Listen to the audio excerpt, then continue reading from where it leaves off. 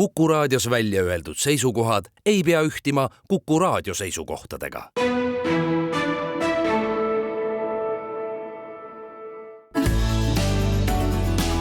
Keskpäevatund. Mägral oli maja nii nagu vaja.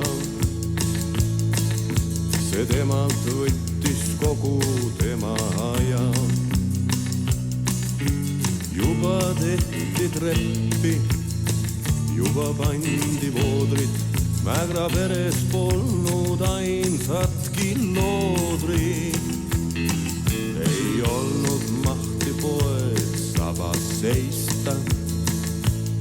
Kõik, mis majas tarvis, ise valmis treista. Nõnda Mägra majas, Kasemetsa veeres, tasaselt ja targu elukene veeres. Kuni ühel õhtul keegi äkki kloppis. Ukse taga seisid kährikoerad troppis. Trügisid kõik sisse, pambud pandi maha. Vaatasid siis ringi, korter pole paha. Miski siin ei klapi, hüüdis vana Mäger. Kõik on korras, papi, vastas talle Kähri. Ruum on teil ju lahe, jääme veidiks siia. Poleks mõtet asja kakluseni viia. Kährikuid on palju, neil on kihvad. Ükste peal veel kõigil rotinahast rihmad. Jäidki koerad majja, seadsid ennast sisse. Oma korda võtsid sõpru korterisse. Aga Mägra papi kõndis kohtuma hetk. Lootusest, et kohus nuhtleb seda pahet. Aga kohtu saksaks oli vana hall karu, kellel kõik läks meelest, kes ei saanud aru. Mägra papi visalt ründas kohtumaja, kuni tallas sisse suure laia raja. See ei ole teada, kuidas lõpeb kohus, aga rada lookleb praegu veel rohus. Pau, pau. Pau, pau. Kommista Taliman, Talimi banana. Uudiseid koduvabariigist. Tere! Siin Keskpäevatund ja Kuku Raadio Tallinna stuudios, otsestuudios ja akna taga paistab päike on Ainar Ruussaar, Viktoria Ladõnskaja-Kubits ja Priit Hõbemägi. Ja laulis Joel Seinfeld. See lugu on kirjutatud Helvi Jürissoni luuletusele, mis ilmus 1970. aastal ajakirjas Pioneer, aga selle teema juurde kohe läheme. Ma tahan saadet alustada vabandusega. Eelmises saates ma väitsin, et Valdo Randpere on süüdistanud Rein Veidemanni selles, et too on olnud kunagi kommunistliku partei liige. Ma eksisin, pole vabandust Valdo eest, ta ei ole seda teinud, seda tegi hoopis Juku-Kalle Raid. Aga läheme nüüd selle saate juurde edasi ja see Steinfeldi ja Jürissoni laul, mis räägib mäkradest ja kährikutest. Mägrad elasid rahulikult oma mõnusas kodus, kui sisse tulid kährikud ja hakkasid seal laamendama ja pärast ära ei läinudki ja õigust ei saanud kuskilt. See laul on ka tänases päevas erakordselt tähendusrikas ja sobib ühtmoodi hästi metafooriks nii kohalikele poliitilistele sündmustele kui ka kõige teravamatele rahvusvahelistele arengutele viimastel päevadel. Aga me alustame sellest, et erakond Isamaa on saanud kutse Keskkriminaalpolitseisse järgmiseks teisipäevaks ja seal esitatakse erakonnale kahtlustus väidetava rahastamise tõttu ja seda teatas siis Isamaa peasekretär Andres Metsoja ja ka prokuratuur kinnitas seda, et kahtlustust kavatsetakse esitada. Ja see ei ole esimene kord, kui Isamaa tegelikult on ju sellised kahtlustused saanud. Meenutame, et ka selle aasta veebruaris vist oli ju suurrahastaja Parvel Pruunsild see, kelle arvuti politsei ära võttis ja siis käis Danska endise Tartu abilinnapea Priit Humala ümber. Jutt siis käib paari aasta tagusest Korp Sakala maja näituse maja ostumüügi tehingust ja nii edasi. Aga mis on tegelikult hea kogu selle asja juures, ükskõik kuidas see asi lõpeb, on see, et mulle tundub, et erakondade rahastamisele pööratakse üha rohkem tähelepanu ja see on tohutult hea, mis tähendab ka seda, et erakonnad ise võtavad oma rahastamise üha rohkem kontrolli alla ja see on aastate viisi läinud minu meelest järjest paremaks. See on tohutult hea. Mul on antud teema käsitlemises üsna huvitav positsioon, sellepärast, et ükskõik mida ma ei räägiks, ma ei tundu justkui erapooletuna, sellepärast, et ma just äsja ju astusin välja Isamaa erakonnast ja enne seda 8-9 aastat olin erakonna liige, nii et selles mõttes ma arvan, et võib-olla ma peangi ära seletama, et juhul kui ma hakkan kaitsma, siis tundub, et just kui ma kaitsen sellepärast, et see oligi minu koduerakond või juhul kui ma ei hakka kaitsma, siis öeldakse, sellepärast ta astuski välja, et ei tahtnudki olla seotud. Aga sõltumata sellest, et mida siis austatud kuulaja arvab minu seisukoha kohta, siis ma ütlen, et siiski mina usaldan õigusriiki ja siis kui on tekkinud poolest mingisugused tõsised küsimused, siis auasi on vastata sellistele küsimustele, auasi on teha seda läbipaistvalt ja siis muidugi eriti siis, kui erakond on aastaid rääkinud sellest, et mitte ainult nende asjad ei ole korras, vaid ka teiste asjad peavad olema korras. Ja meenutan väga, et veel 10 aastat tagasi just see erakond kogu aeg rõhutas, et kuivõrd oluline, et ei oleks korruptiivseid käike ja oleks läbipaistev rahastamis- ja annetamissüsteem, ka Keskerakonna näitel näiteks. Nii et selles mõttes, et ma ootan, ei saa öelda, et huviga, mis hakkab toimuma siis teisipäevast, kui me räägime pikemas perspektiivis, siis poliitiliselt ja endise poliitikuna ma suurepäraselt saan aru, et sellest sündmusest tuleb nüüd hästi pikk sari, mis hakkab kindlasti mõjutama järgmisi Riigikogu valimisi. Sellepärast, et ükski selline protsess ei lõppe päeva pealt, ei lõppe 2 päevaga, 2 kuuga ja isegi aastaga ei lõppe ilmselt.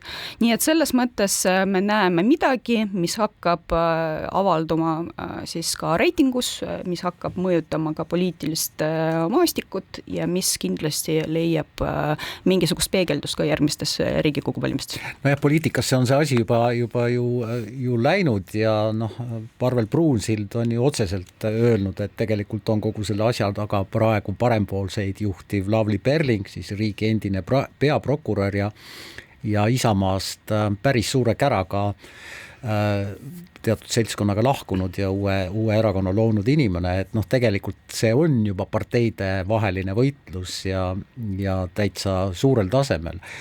Jääme huviga ootama, lõpliku otsuse langetab ju kohus. Nojah, meil on siin raske öelda, et kas see on siis Taaveti ja Koljati vaheline võitlus või ei ole, aga kui me vaatame siis erakondade populaarsusreitinguid, nende nagu tegutsemise volüümi Eesti poliitilisel maastikul, siis on selge see, et ükskõik kui kõva häälega parempoolsed ei räägi, nad on siiski, üks on elevant ja teine on kärbes, et Isamaa on selgelt elevant, kas parempoolsed on kärbes või on ta sipel, kas seda ei oska öelda, aga igal juhul nende omavahelised siis nende kaal poliitilisel maastikul on tohutult suur, tohutult erinev, et seda, kuidas siis parempoolsed püüavad võib-olla oma sellist positsiooni poliitilisel kaardil asendada võib-olla sellise retoorikaga, see on ju päris pikka aega igal pool näha olnud, parempoolsed on saanud ka siin-seal, on saanud vastu nina, ma arvan, et neil on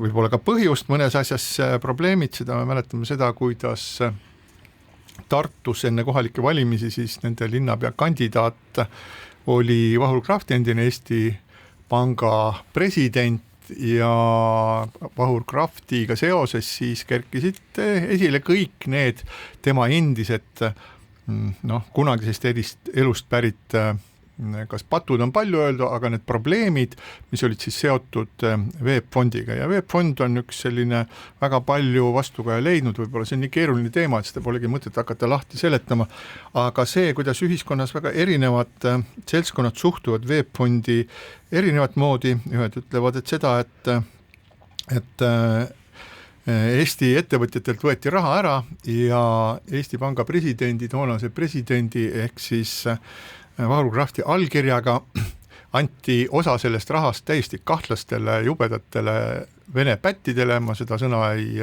häbene, ja teised ei saanud mitte midagi. Ja siis, kui hakati kohtus seda asja uurima, siis selgus, et tõepoolest osa dokumente, mis kandsid Vahur Krafti allkirja, olid võltsitud, nad olid kokku kleebitud vanadest dokumentidest ja Vahur Krafti selles asjas ja selle alusel siis maksti see raha välja ja Vahur Kraft siis uurimise ajal ütles, et tema pole teadlikult, see sõnastus iseenesest on peaaegu geniaalne, ma ei ole teadlikult mitte midagi taolist teinud, siis jääb mulje, et ta tegi seda kõike ebateadlikult, hämarolekus või ma ei tea, mis kummalises olekus, aga igal juhul asjad sündisid, tema allkirjaga raha läks ja need inimesed, kes ootasid riigilt ausat kohtlemist, on muidugi väga solvunud. Nüüd, kui vaadata seda, kuidas suhtuvad sellesse parempoolsed ja lugeda siis neid teateid, mis on parempoolsete koduleheküljel, siis ütlevad parempoolsed, see kõik oli täiesti koššer, see oli kõik okei,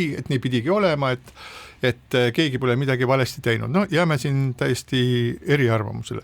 Nii et, aga vaadates, et juba veebruari alguses või mitte veebruari lõpus 25. aastal, sellel aastal siis kirjutasid parempoolsed oma kodulehekülje peal nii, et ERJK ehk Erakonda rahastamise järelevalve komisjon peab tooma selgust Isamaa hämarasse rahastamisse. No ütleme nii, et endisele prokurörile oli siis juba ammu kõik selge, kes on süüdlane, rahastamine on hämar ja sellega tuleb hakata tegelema ja kohtuotsus, ma ei imestaks, kui juba kohtuotsus oli valmis kirjutatud ja oleks vaja ainult parempoolsete kontoris printeri nuppu vajutada, et see oleks ka juba tulnud sealt ukse juurest printerist välja. Jah, üks kohtuotsus küll Isamaa rahastajate puhul on ju neid õigeks mõistev olnud ja ka selle aasta alguses, nii et kui asi peaks kohtusse jõudma, siis ootame ära kohtuotsuse, aga kindlasti ei ole tegemist nii väga mustvalge lihtsa asjaga, nagu võib-olla püüavad parempoolsed ja eelkõige nende juht seda näidata.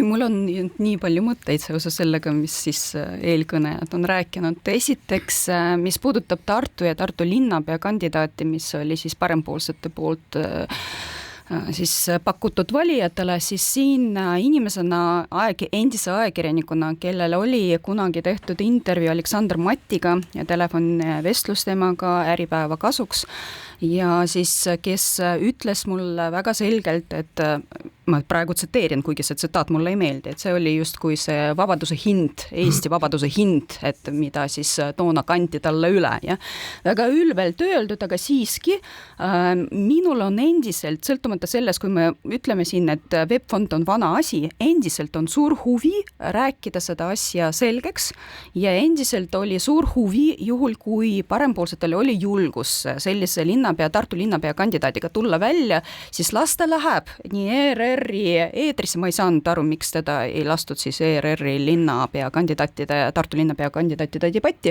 Ma vastupidiselt suure hea meelega ootaks, kuidas siis antud erakond ja antud linnapea kandidaat vastaks küsimusele, mis ikkagi juhtus toona.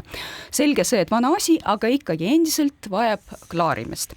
See, mis puudutab siis ühe osa jutust, mida Priit, sa käisid välja, mis puudutab teist, et üks erakond on suur nagu elevant ja teine on väike, nagu ma ei tea, mingi, nagu sina ütlesid, sipelgas, siis see õigusriigi mõistes absoluutselt ei mängi suurt rolli, sellepärast, et tegelikult mõlemal võib olla õigus ja see ongi nagu õigusriigi eripära, et isegi väike võib tõestada ära, et tal on seda õigust nagu mitte lihtsalt rohkem, vaid tal ongi õigus. Et sellepärast ongi vaja, et teatud kohtuprotsessid käiksid läbi ja siis saaks selgust. et see on üldistav nagu sissejuhatav lause, aga mis nüüd puudutab antud konteksti ja Isamaa rolli, ma praegu ei paneks üldse seda otsest seost, et Isamaa on kuidagi antud skandaali puhul seotud parempoolsetega, sellepärast, et see on kõigest võib-olla vihje, kõigest võib-olla selline näiline pilt või siis teatud inimeste poolt teadlik manipuleerimine, et justkui need kaks asja juba eos on seotud.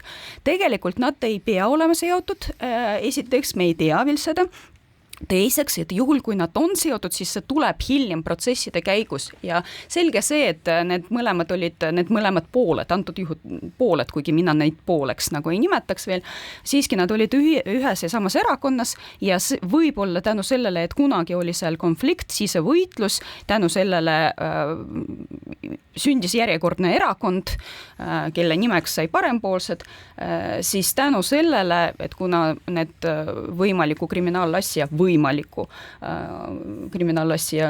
asjad liigutavad meid tagasi ruumis just sinna aega, just kui need asjad on omavahel seotud, ei pruugi veel. Jaa, ei pruugi olla, aga kui me natukene laiemaks tõmbame selle ja vaatame ka seda juhtumit, mis oli siis Tartus, oli siis Priit Humala ja siis Parvel Pruunsilla juhtum, siis see on ju ka selline asi, milles ei tohiks olla endisel prokuröril Lavly Perlingul mitte mingisugust puutumust. Ei peaks nagu olema. Et see puudutab jälle Isamaad, see puudutab rahastamist, aga näiteks üks huvitav detail, mis ei ole avalikkusele teada, on see, et Lõuna kapo juht Jaanus Kann tunnistas kohtus ülekuulamisel Humala ja Parveli asjas, et ta on olnud kriminaalasja uurimise ajal Perlingiga ühenduses. Aga miks? Ma tsiteerin seda ülekuulamise protokolli. Küsimus. Ma küsin seda sellepärast, et kuidas on, kas te ühesõnaga, Lõuna kapo juhilt küsitakse siis, kas te teate, kes on Lavly Perling? Vastus, jah, tean küll. Kas te ise tunnete Lavly Perlingut? Vastus, ma olen temaga kokku puutunud tööalaselt, jah. Küsimus, kas te selle kriminaalasja, siis Parvel Pruunsilla ja Humala osas, kriminaalasjaga seoses olete Lavly Perlinguga suhelnud? Vastus, kriminaalasja raames tõendite kogumiseks ei ole suhelnud. Küsimus, aga selle kriminaalasjaga seoses olete Lavly Perlinguga suhelnud? Vastus, kriminaalasjaga seoses, nüüd küsitleja muudab küsimust. Küsimus, kas te olete selle kriminaalasja asjaoludega seoses Lavly Perlinguga suhelnud? Vastus, selle kohtumenetluse ajal oleme suhelnud temaga jah. Küsimus, kas te enne kohtumenetlust ka olete suhelnud temaga Lavly Perlinguga? Ei ole. Küsimus, mida te Lavly Perlinguga kohtumenetluse ajal rääkinud olete? Prokurör vastuväide, asjakohane ei ole. Et me näeme sellest protokollist näeme seda, et Parvel Pruunsilla ja Priit Humala küsimuses või kohtuprotsessis, kus Lavly Perlingul parempoolsete juhina ei tohiks olla mitte mingisugust pistmist kogu selle teemaga, suhtleb kapo temaga ja me ei saa teada, mis asjus.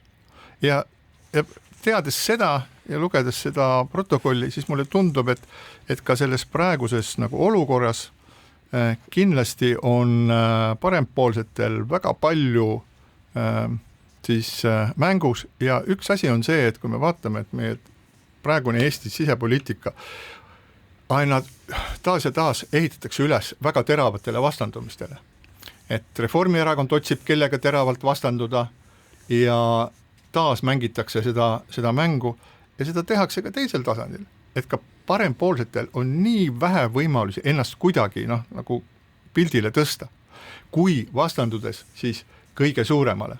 Sellepärast, et oleme nüüd ausad, et ükskõik milliseid huvitavaid lugusid siis Lavly Perling ka sellest räägiks, kuidas Eestit tuleks juhtida ja mida peaks tegema ja kuidas tuleks teha seaduse ja nii edasi, et kes ta siis tegelikult on? Ta on mikropartei juht ja teda võib kuulata, võib mitte kuulata ja ma saan aru kõigest sellest ühesõnaga, mis sa nüüd kohe ütled, eks ole, Victoria, et demokraatias on kõik võrdsed, vabandust, täpselt nii nagu inimesed ei ole kõik võrdsed, nii ei ole ka demokraatias kõik erakonnad. No jah, mikropartei on küll parempoolsetega võrreldes ikkagi valitsuspartei Eesti 200. Just, seda ma tahtsingi öelda. No nemad kaovad varsti ära. Jah, aga see, et parempoolsed ei ole parlamendis, saab näha.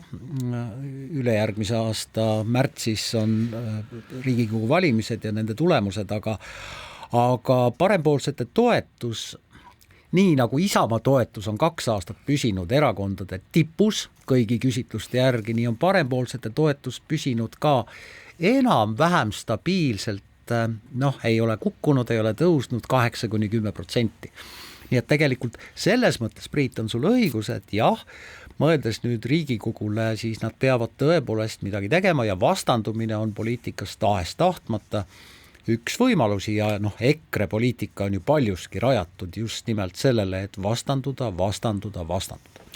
Nii, mina arvan, et tegelikult esiteks tõepoolest reitingu poole pealt parempoolsed on küll väiksemad kui Isamaa või paljud teised erakondad, aga samas stabiilne esiteks, teiseks ei ole nii väikese toetusprotsendiga näiteks nagu valitsuserakond Eesti 200 ja seda esiteks. Teiseks, ma kindlasti ei taha olla see, kes hakkab kaitsma parempoolseid või mingisugust teist erakonda otseses mõttes, aga kuna ma olen tõepoolest nüüdseks tänaseks erapooletu, aga siiski ma ütlen, et mina ei näe, et tänaseks esiteks see käsitletud annetuste case oleks konflikt 2 võrdse osapooltega.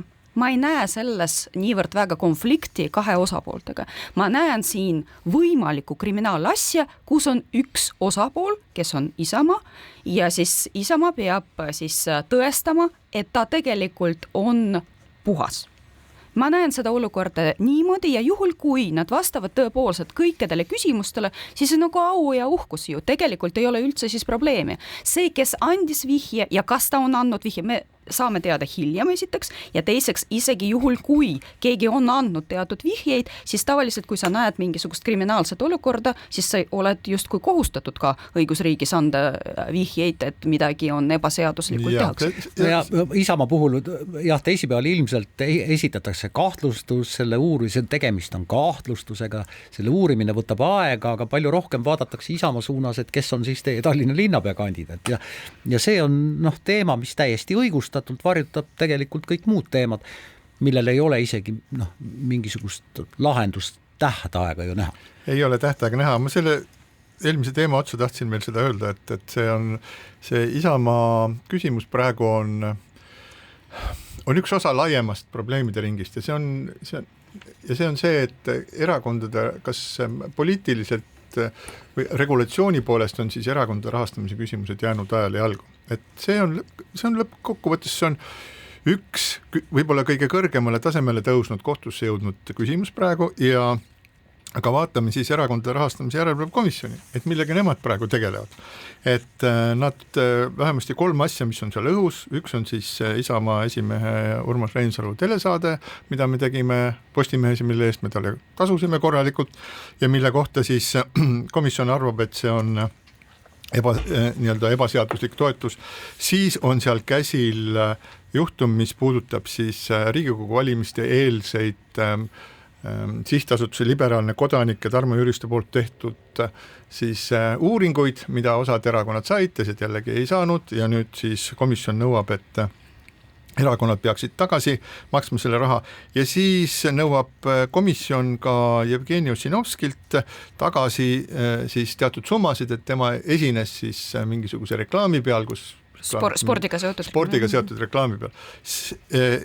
Minu jaoks need 3 juhtumit ei näita mitte seda, et siis rahastamisega on halvad lood, vaid näitab seda, et meil on halvad lood regulatsiooniga. Et nii palju erinevaid asju, niivõrd palju vaieldavaid asju kerkib esile, et kui tõepoolest istutakse ja otsustatakse, et kas tohib anda siis uuringuid või ei tohi anda uuringuid, kas tohib olla siis mingisuguse spordivõistluse reklaami peal või mitte, kas tohib juhtida telesaadet või ei tohi juhtida telesaadet. No ma arvan, et see probleem on selles regulatsioonis, et midagi on jäänud ajale jalgu, neid asju tuleb lihtsalt liiga palju esile, et see asi tuleks, see peab leidma, kas erakondade, kas ühesõnaga see lahendus peaks tulema seadusandja poolt, muidu me jääme neid pisikesi segaseid asju lõputult nagu jahvatama ja oleme nüüd ausalt, midagi head see Eesti poliitilisele süsteemile ei tee, sest iga selline asi, mis areneb aeglaselt, tekitab omakorda sellist müra ja kõik see tekitab nii-öelda usaldusväärsuse kadu siis Eesti poliitilise süsteemi vastu, et inimestele jääb mulje, et näed, et seal on mingid sulid, käivad mingid spordivõistlust reklaamimas, siis nad käivad mingid televisioonis, teevad mingisuguseid asju, aga tegelikult meil on vaja väga selget ja arusaadvat regulatsiooni. Ükskõik, kas algatus tuleb parlamendist või algatab selle valitsus või tuleb see rahvaalgatuse korras, mis on ebatõenäoline, aga heaks peab selle kiitma Riigikogu koosneb parlamendi valitud erakondadest, nii et ja usu mind, et nad ei ole suutelised praegusel hetkel selliseid otsuseid vastu võtta, sellepärast, et nagu me näeme, ükskõik milline suurem otsus tekitab polaarseid seisukohti ja siis lõppkokkuvõttes sünnib järjekordne konflikt, mitte otsus. Viktoria, mul ei ole ühtegi argumenti, et sulle vastu vaielda. Nii, selle tõdemusega läheme väiksele pausile.